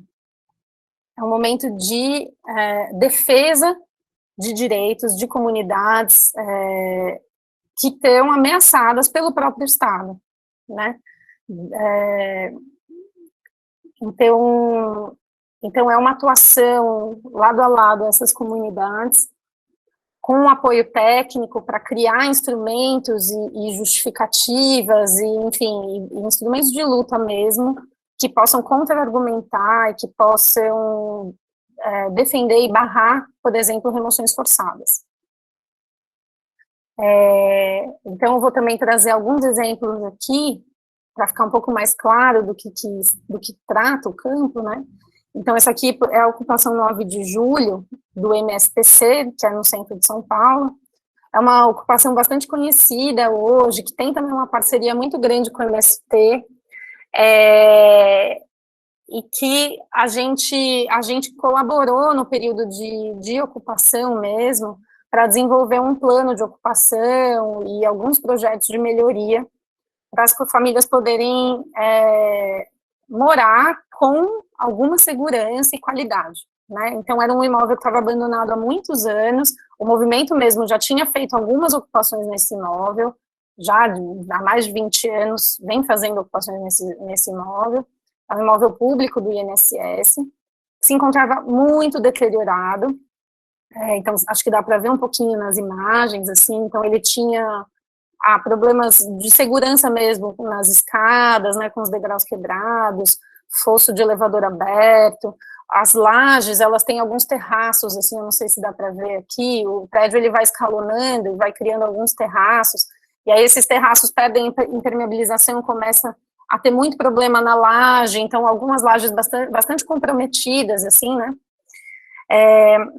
Então, o nosso trabalho lá, por exemplo, foi que foi muito simples, assim, tecnicamente, né, dizendo, assim, mas foi um plano de ocupação mesmo, pensar quais as áreas possíveis de ocupar imediatamente, quais as áreas que precisariam de algum tipo de reforma para serem ocupadas, e quais áreas deveriam ser interditadas e não deveriam ser ocupadas por conta de risco mesmo, né, para a segurança das próprias famílias, né. E aí a gente desenvolve também algum projetinho para uso, né, banheiro, biblioteca, cozinha coletiva, etc. Desenvolve alguns projetos, por exemplo, um projetinho de esgoto do banheiro, e com muitas questões, assim, nesse processo. Então, acho que também quando o subtítulo do curso fala entre a urgência e a efetivação do direito, né, acho que aqui foi um caso bem emblemático para a gente, que as famílias entraram no prédio, e a gente entrou junto no mesmo momento, então esse plano só pode ser realizado posteriormente à ocupação, mas as famílias tinham que morar, tinha um determinado número de famílias, tinha que caber, tinha que ter banheiro, tinha que ter a cozinha, tudo muito urgente, né, dadas as condições, assim. Então, por exemplo, a gente desenvolveu esse projeto de esgoto, quando a gente chegou lá já tinha sido feito de uma outra forma, assim, né, então, quais são esses tempos, né, quais são os tempos dessas urgências e os tempos da nossa própria atuação, né. Então, esse foi um trabalho que fez a gente refletir bastante, assim, sobre qual que é o nosso papel mesmo nesses lugares,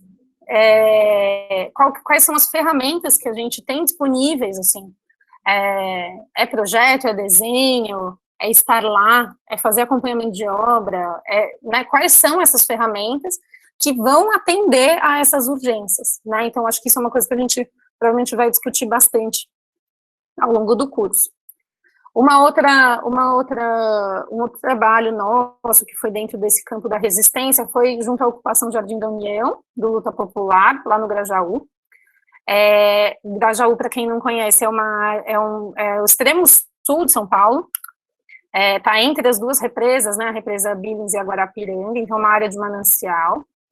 E eles haviam ocupado o terreno, que é um terreno da CDHU, ou seja, um terreno do governo do estado, em 2013. E eles estavam lá ocupando, já fazia 4 anos, e chamaram a Peabiru para esse processo de plano popular, com o intuito de negociar com a CDHU e com a Prefeitura de São Paulo a regularização fundiária da área.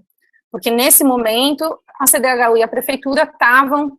Bom, a CDHU tinha um processo de reintegração de posse já colocado, e eles estavam fazendo uma negociação com a associação para eles saírem de lá e entrarem no Minha Casa Minha Vida entidades. E as famílias não queriam isso, queriam permanecer, e chamaram a gente para desenvolver esse plano como um processo aí de luta pela regularização e pela consolidação da comunidade.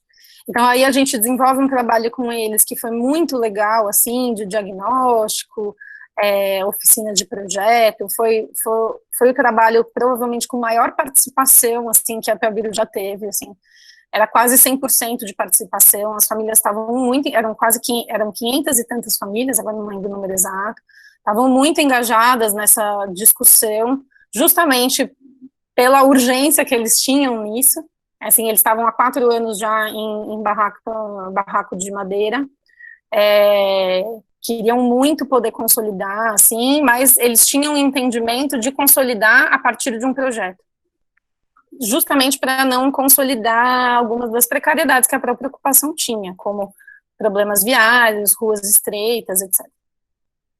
E aí, assim, só para mostrar também, muito rapidamente, isso aqui é o terreno, esse triângulo aqui, ele é fácil de enxergar depois no Google. Esse triângulo, em 2013, um pouco antes das famílias ocuparem, estava vazia a área. Em 2014, já com 1 ano de ocupação, né, ainda muito barraco, alguns barracos de lona ainda. Em 2017, quando a Peabiru entra para fazer o plano. Então, essa é a cara do bairro quando a gente chega. E já, ainda tudo em madeira, né, mas já muito mais adensado, né, do que inicialmente.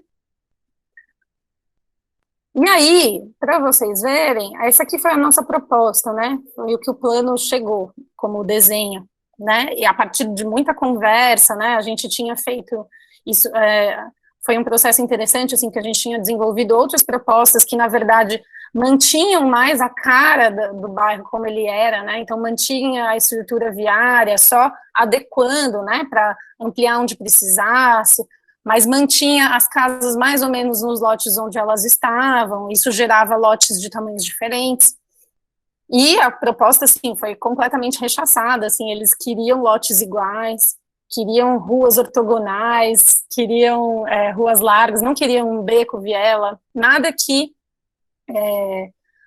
mantivesse os padrões da ocupação, assim, foi um processo super interessante de ver, porque a princípio a gente tinha feito uma proposta para consolidar o que eles tinham, entendendo que isso seria mais simples de consolidar, né, sem precisar fazer essas realocações. Mas, enfim, na construção coletiva, isso não foi para frente, a gente acabou desenvolvendo essa proposta, que tinha essa cara que eles queriam de loteamento, e eles implantaram. Não sei se está dando para enxergar, assim. Eu acho muito incrível. Eles fizeram, em 2018, né, a gente termina o plano em fim de 2017, em 2018, ao longo do ano de 2018, eles passam por um processo de auto-urbanização e consolidação das famílias, e eles fazem tudo isso sozinhos, com recursos próprios, com inteligência própria. Assim, tem um dos topógrafos, ele é morador da ocupação, né? Ele foi contratado pela associação para desenvolver o trabalho da topografia, para divisão dos lotes e abertura das ruas, né? Então, eles implantam esse projeto na vida real, abrem as ruas, dividem os lotes e fazem esses remanejamentos de uma forma brilhante mesmo, assim, é muito incrível. E esse projeto também nos coloca várias questões, porque também, ainda assim, igual o da 9 de julho, né, das urgências, porque a gente estava aí num processo de plano, então ele virou um caderninho, assim, em que eles podiam se basear, tanto para a autoconstrução, mas também para as negociações com a CDHU, para a regularização fundiária, né? Então, esse processo se finaliza, e aí a gente, no início de 2018, entra numa conversa com a associação para a gente poder ajudar nesse processo de implementação mesmo do projeto, né? E, só que, assim, 1000 dificuldades, né? Dificuldades de recurso mesmo, nosso, de poder estar aí, né, diariamente, porque era o que necessitava, né, de estar aí durante as obras para acompanhar. Então, coisas que o projeto não deu conta e que aí só foi ver na hora de implantar. Então, teve alguns problemas de drenagem, alguns problemas de contenção, etc., que a gente só resolveria mesmo estando lá. E aí, para chegar, é o último slide, vou terminar, mas o último eixo, que é o de formação, que é um eixo também recente na PEABIRU, enfim, que inicia aí a partir das oficinas ATES, que é, de fato, fazer formação sobre assessoria técnica, com assessores técnicos, para a gente, de fato, lutar por esse campo, que é da assessoria, né? E nesse entendimento, nessa chave de assessoria que a gente está entendendo, que não é a do empreendedorismo, que não é a da filantropia, né? Que não é do nicho de mercado também. Ele é dentro daquelas chaves e daqueles princípios que eu apresentei antes, né? Então, aí a gente começa com as oficinas ATES, que são essas duas fotos aqui, que foram 6 oficinas no estado de São Paulo, que já é com recurso do CAL, e que foi um aprendizado, assim, para a gente, foi incrível, realmente, conhecemos pessoas muito, muito bacanas e conseguimos formar aí uma rede estadual, de pessoas que, inclusive, estão hoje aqui, assim, então isso que nos deixa muito, muito felizes, assim. O Guilherme Zaratini, por exemplo, que é do PITá, participou de todas as oficinas, eu acho, foi super legal.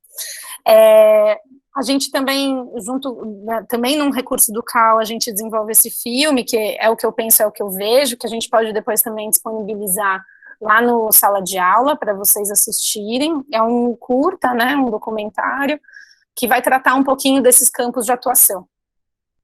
A nossa última experiência foi o CPP ATES, que é um curso de prática profissionalizante em assessoria e assistência técnica, que era voltado para arquitetos recém-formados, e que a gente desenvolve lá no Jardim da União. Já pós-plano, né, porque isso foi no ano passado, foi em 2019, pós-plano num sentido dessa assessoria que vai estar ali na prática no dia dia a dia, escritório local, né, o nosso escritório era a sede da associação, o barracão lá, desenvolvendo os trabalhos, entendendo as necessidades a partir do campo mesmo dessa construção conjunta com a associação e as famílias. Hoje a gente está nesse curso, e em paralelo a gente também está fazendo um outro curso que é sobre regularização fundiária urbana, e que está sendo feito ali numa comunidade ali na Zona Leste, chama Jardim Elian. Então, sábado de manhã a gente está naquele curso, agora sábado à tarde estaremos aqui com vocês. Pronto. É isso. Falei muito. Desculpa se eu passei do tempo, gente. Valeu, Maria. Bom, acho que primeiro de tudo, eu estou bastante emocionado com o início desse curso. Realmente a gente está construindo essa iniciativa desde o final do... a minha aproximação com a PEABIRU, após o término do meu doutorado, ela não foi especificamente para gente montar a proposta desse curso de formação, para mandar para o edital do CAL do ano passado, mas a gente tinha em mente a organização de um seminário na Faculdade de Arquitetura e Urbanismo da Universidade de São Paulo, que aconteceria em março desse ano, sobre arquitetura e construção agroecológica. E durante esse processo, o CAL abriu o edital e a gente considerou a possibilidade de montar uma proposta para trabalhar a formação de profissionais e estudantes, tanto da área da arquitetura e do urbanismo, como de outras áreas, em assentamentos de reforma agrária.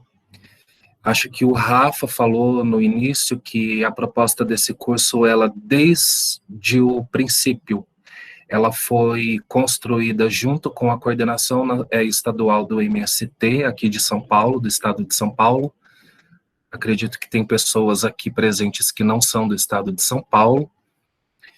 E a ideia inicial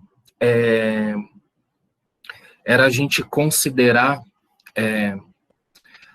assentamentos, a gente tinha que abranger assentamentos, isso pelo edital, a gente tinha que abranger assentamentos em todos os escritórios descentralizados do Conselho de Arquitetura e Urbanismo, que no estado de São Paulo, o CAL divide o estado em 10 regionais,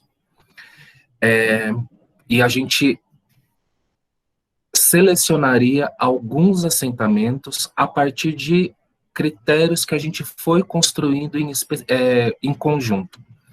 Dentre esses critérios, assentamentos regularizados pelo INCRA, assentamentos não regularizados, em que as famílias já estão habitando os territórios, já estão produzindo, mas não tiveram a regularização, tampouco a homologação dos seus lotes, por problemas jurídicos e por conflitos territoriais, às vezes com os antigos proprietários dos latifúndios, ou com empresas do setor do setor do agronegócio, de setores do agronegócio, e uma demanda que assentamentos que apresentavam alguma demanda habitacional, seja por melhorias, ampliações, reformas, ou a produção de novas moradias, porque ainda estão morando em barracos ou em condições muito precárias.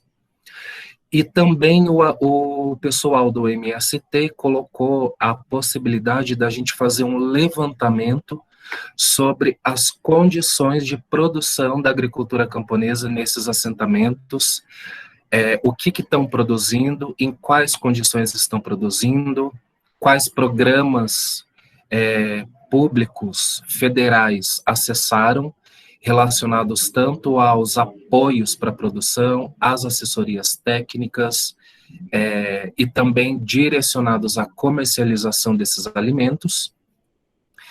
E a gente elaborou essa proposta a partir desses critérios. Um critério também muito importante foram assentamentos que tinham alguma inserção do MST, o que facilitaria a nossa entrada, facilitaria o diagnóstico que a gente estava elaborando, o nosso trabalho junto com os assentados. E após a aprovação, a gente teve a questão da pandemia, o projeto precisou ser reelaborado, ser reaprovado junto ao Conselho, e nessa reformulação, a gente fez uma parceria com o Grupo Pitá, e a gente considerou os aerolevantamentos com o auxílio do drone, numa perspectiva de trabalhar a cartografia contra-hegemônica desses territórios. E aí, com relação a esse processo, né, a esse instrumento de cartografar esses territórios a partir de um viés contra-hegemônico, a gente foi elaborando esse processo de trabalho ao longo dos nossos diagnósticos, mas a ideia era a gente entender esses territórios não a partir de uma dualidade entre campo e cidade ou áreas urbanas e rurais, mas a partir dos seus imbricamentos, das suas relações, dos seus vínculos, todos eles contraditórios, mas que a gente viu na prática a impossibilidade de ignorá-los.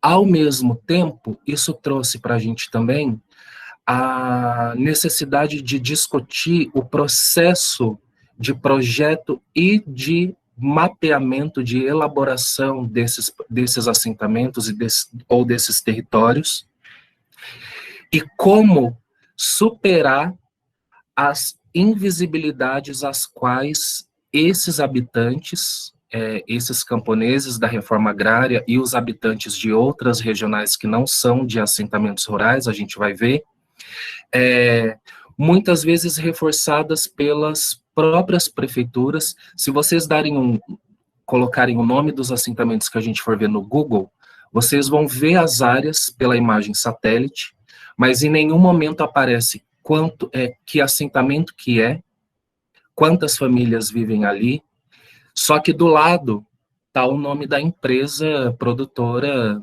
de cana, ou de alguma pedreira, ou de algum outro estabelecimento, que é reconhecido pelas prefeituras, mas que no caso desses territórios, existe uma invisibilidade que, quando a gente parte para a discussão sobre o que significa a universalização do direito à moradia e à permanência desses habitantes nos seus territórios conquistados, a gente consegue alargar o entendimento sobre o que é esse direito à habitação e até onde essa perspectiva da universalização ela vai apresentar limites. Historicamente, como já foi dito, o problema habitacional nos cursos de graduação tradicionais das escolas de arquitetura e urbanismo no país, e não apenas nessa etapa da formação da universidade, mas também nos próprios programas habitacionais, já formulados e implementados no Brasil, o núcleo duro da produção habitacional, ele não está direcionado nem para quem mais precisa de habitação, e dentro desse grupo, tampouco para aqueles que não estão localizados nas áreas urbanas. Então, os povos rurais frequentemente ficam de fora desse direito, do acesso ou da garantia desse direito. Isso pelo viés institucional dos programas habitacionais. Se a gente for extrapolar o entendimento desse direito para além dos programas, a gente vai entender, ou a gente vai passar a entender, que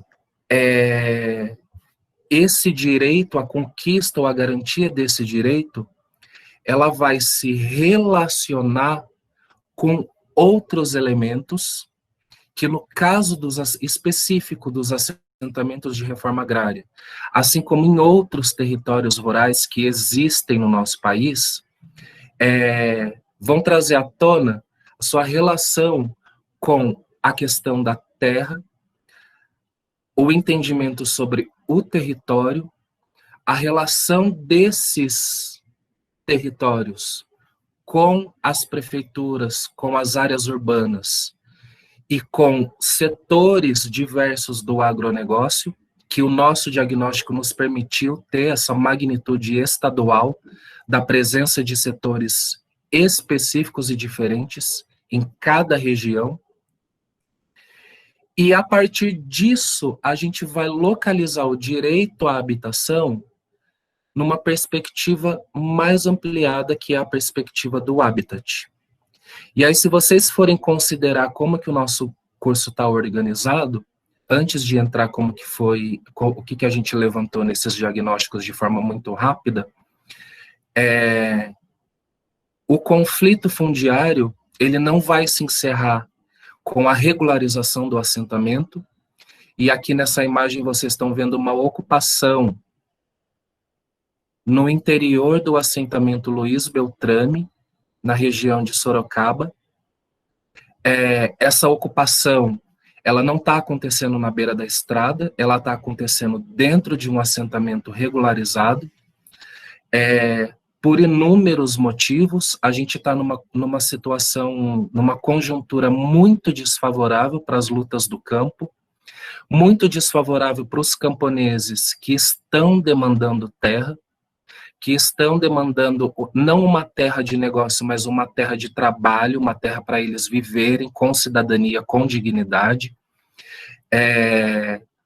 E a gente verificou muitas ocupações dentro dos próprios assentamentos, além de muitos lotes de assentamentos já homologados ou não homologados, compartilhados por outros membros do grupo familiar, por filhos com as suas companheiras, ou o casal idoso com os outros filhos, ou irmãos e irmãs.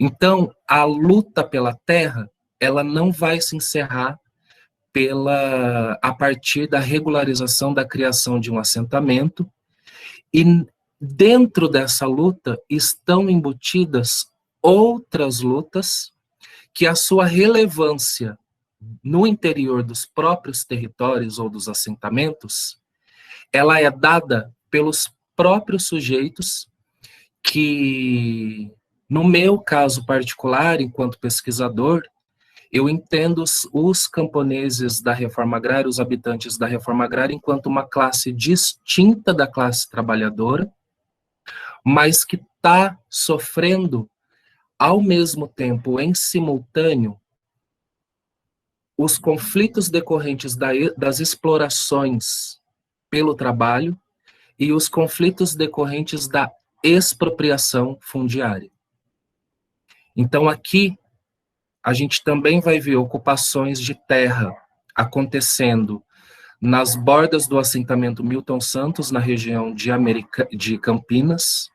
Esse assentamento Milton Santos fica em Americana. Muitas famílias vivendo em situações de extrema pobreza e precariedade, e que estão demandando não apenas a moradia, mas o habitat na sua forma ampliada. E aqui, uma ocupação no interior do assentamento Luiz Beltrame. Desculpa, eu acho que esse assentamento aqui, eu falei Luiz Beltrame, mas ele é o professor Luiz Macedo, na região de Sorocaba. o assentamento Milton Santos, na região de Campinas, e o assentamento Luiz Beltrame, em Gália. E esse assentamento, como vocês podem ver, essa ocupação, ela também está dentro do próprio assentamento, e as próprias famílias acampadas e ocupadas estão produzindo seu próprio alimento, numa tentativa de garantir sua subsistência, sua existência e algumas condições materiais para o desenvolvimento da vida, enquanto a reforma agrária não sai. E aqui, ainda no assentamento Luiz Beltrame, que é um assentamento já regularizado, mas que também está sofrendo ameaças de despejo. E aí isso traz para a gente o entendimento de que a questão agrária, ela vai estruturar essa nossa perspectiva da universalização do direito à habitação e ao habitat. E ela vai estruturar por quê?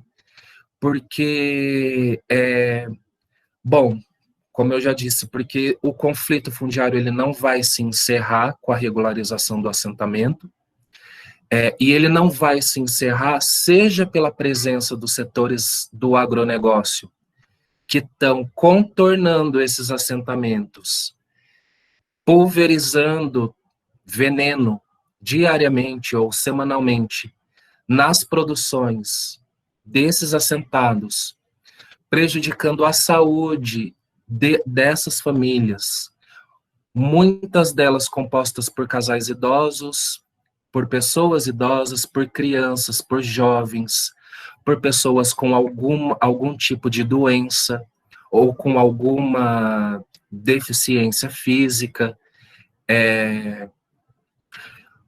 E também não vai se encerrar a partir das orientações que determinados governos vão dar para as políticas e para os programas de reforma agrária, seja pelo programa de reforma agrária que envolve a desapropriação, seja pelos programas de reforma agrária que envolvem a compra de uma parcela de terra, que em ambos os casos vão provocar, dependendo das especificidades que estão acontecendo ali, endividamentos das famílias, o que suja o nome delas e as impede de acessar outros programas,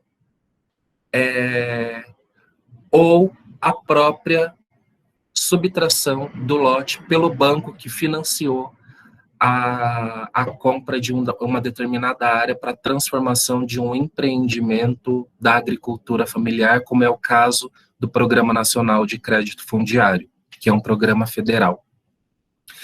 Então, só para contextualizar vocês que a gente está partindo desse entendimento de como que a questão habitacional e direito à moradia vai se apresentar nesses territórios, que não se restringe apenas à produção da unidade habitacional, mas ele se articula com o território como um todo. E o projeto desse território, ele vai partir no processo de ocupação, de acampamento. Quando o Joca falou no início que os próprios camponeses querem ter o direito de escolher o seu projeto habitacional, o que ele está querendo dizer ali também é que os próprios camponeses, eles têm todas as condições, e inclusive fizeram isso, de projetar o seu próprio território.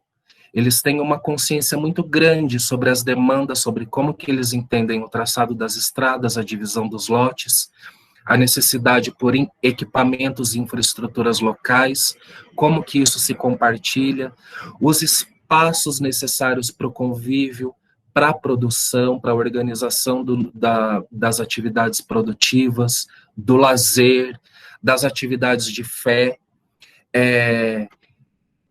E o que a gente vê é tudo isso se esbarrar no âmbito da institucionalidade do Estado, seja no âmbito federal, no estadual ou no municipal. Então, aqui também a gente uma placa sobre o coronavírus, né? A gente tomou muito cuidado, isso foi muito conversado com a coordenação do MST e com as famílias que a gente visitou, como que a gente iria entrar nesses assentamentos, porque todos eles estavam com estratégias de barrar pessoas de fora para evitarem o contágio. Era uma preocupação nossa.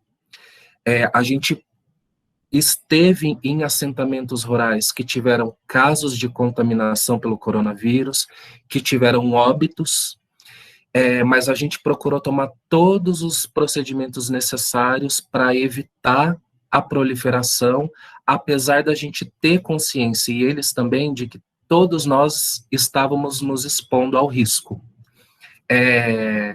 Por sorte, ou também por uma atenção nossa, que ela foi sempre muito conversada semanalmente, a gente sempre procurou verificar como que eles estavam depois que a gente voltou das idas a campo, e nem da nossa equipe, nem dos assentados, a gente teve notícia de contágio. Então, aqui só para mostrar para vocês umas imagens sobre o processo do diagnóstico, né? As conversas com as famílias, a elaboração de croquis das unidades habitacionais. O nosso diagnóstico, ele considerou 4 eixos. Primeiro, o histórico do assentamento, como que esse assentamento foi formado, a trajetória das famílias, o que fez determinadas famílias lutarem pela reforma agrária e por um lote no assentamento, muitas delas saindo das periferias urbanas, muitas delas preocupadas que os filhos tivessem um futuro no mundo do crime, e muitas delas querendo voltar de onde saíram, que era as áreas rurais. A gente também procurou entender as condições e as demandas habitacionais, as demandas e as condições das infraestruturas locais, acesso à água, energia, coleta de lixo, transporte público, acesso a equipamentos de saúde, creche, educação, para os jovens, para os adultos que estão querendo voltar a estudar, que estão querendo ingressar num curso superior. E a gente também tentou entender, a gente considerou nesses diagnósticos o entendimento sobre o funcionamento das cooperativas e das associações, das ações de solidariedade que o MST tem promovido nesse período de pandemia, com as entregas das cestas para famílias de periferias que estão passando fome, que além disso, além de todo o caos que a gente tem vivido, né, o nosso país ele está voltando para o mapa da fome, então o MST tem feito um trabalho muito importante com relação a isso, e tudo isso articulado a, como vocês podem ver aqui, a uma explicação da etapa de projeto do assentamento. Aqui a gente está vendo o Pedro, o Ivo, do assentamento Egídio Bruneto II, que é um dos assentamentos não regularizados. As próprias famílias elaboraram o projeto do seu assentamento e o INCRA não aprovou. E aqui no Elizabeth Teixeira, em Limeira, na região de Campinas, a Eunice explicando para a gente todos os estabelecimentos que a prefeitura tem aprovado ao redor do assentamento e não regulariza esse assentamento. Então, a gente procurou passar por todas essas questões para entender qual o lugar do arquiteto ou do assessor técnico e o seu papel enquanto mediador nesse processo todo de projetar, elaborar, disputar e assessorar a produção dos elementos relacionados ao habitat. Então, foi muito significativo também para os profissionais da PA Biru e para toda a equipe que encarou esse trabalho dificílimo, a gente foi um processo de aprendizado muito rico, muito importante, e que a gente está muito feliz de poder compartilhar com vocês através desse curso. Então, aqui eu vou mostrar rapidamente as regionais, só para finalizar, todas as regionais que a gente considerou no estado de São Paulo, e os municípios que estão achurados de vermelho. E aqui algumas imagens desses assentamentos, começando pela primeira regional de Bauru, o assentamento Luiz Beltrame, no município de Galha, o assentamento Rosa Luxemburgo, que tem uma escola excepcional, a Escola Popular de Agroecologia Rosa Luxemburgo. É um dos assentamentos que está a 40 quilômetros, a gente precisa caminhar percorrer 40 quilômetros no meio de um deserto de eucalipto para chegar no assentamento. Aqui o assentamento Dandara, no município de Promissão, também na região de Bauru, que tem um posto de saúde que está sem funcionamento, já prontinho para funcionar, e também um conjunto de outros equipamentos de socialização dos assentados, que o assentamento Milton Santos, em Americana, assentamento já regularizado, o assentamento Elizabeth Teixeira. Aqui, nessa primeira foto, vocês estão vendo a própria Elizabeth Teixeira. A gente conseguiu recuperar isso com uma assentada. O assentamento Casqueiro, em Biritiba Mirim, na região de Mogi das Cruzes, um assentamento que, assim, que quando todo esse período passar, vale a pena vocês conhecerem, pela organização das famílias na disputa pelo assentamento, pelo fato deles terem se recusado a morar em barracos de lona e terem construído suas habitações provisórias em taipa de mão, e pelo grau de organização da produção agroecológica. Aqui o assentamento Cafeeira, no município de Castilho, na região... Rodolfo. Está terminando. Perdão. Aqui o assentamento Antônio Conselheiro, o assentamento Mário Lago. Aqui foi uma ocupação que o MAB tem feito um trabalho de formação. Eles estão sendo atingidos pela encosta, pela empresa, pela Transpetro e pelas enchentes do rio. Aqui uma ocupação urbana, São Bernardo do Campo. Aqui o assentamento Nova Esperança, em São José dos Campos. O assentamento Egídio Bruneto 1, também na região de São José dos Campos. E o assentamento Egídio Bruneto 2, também na região de São José do Rio Preto. E, por fim, o assentamento Luiz Macedo, na região de Sorocaba. E aqui um agradecimento a todo mundo da equipe que executou esses diagnósticos. Muito obrigado. Valeu, Rodolfo. Obrigado.